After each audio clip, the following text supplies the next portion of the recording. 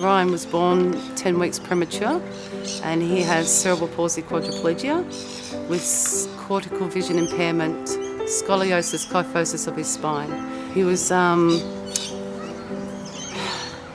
2 pound 14 ounces. Very tiny baby, but strong, very strong. He still is.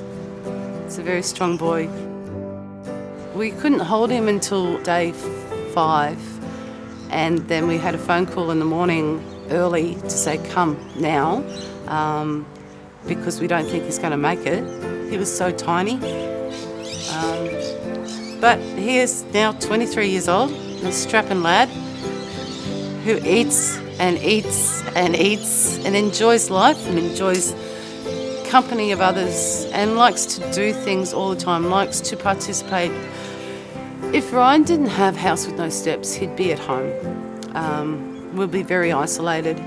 Him and I would be both very depressed, finding places to go and things to do constantly, because he's an outgoing person. He wants to do things. He will always be in a wheelchair, regardless.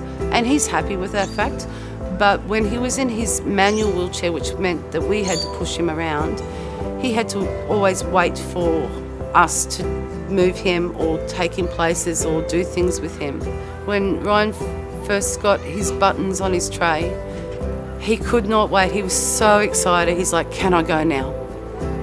That was his first words, is like, can I go now? And that's the first time that he was able to walk by himself.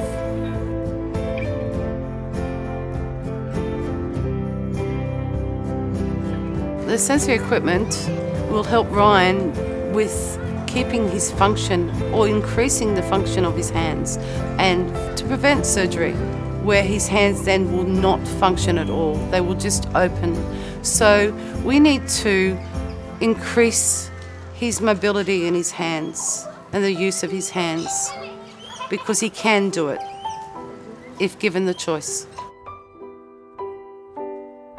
If you could look into your heart and donate some money to these young people who need this sensory equipment to help, that would be great.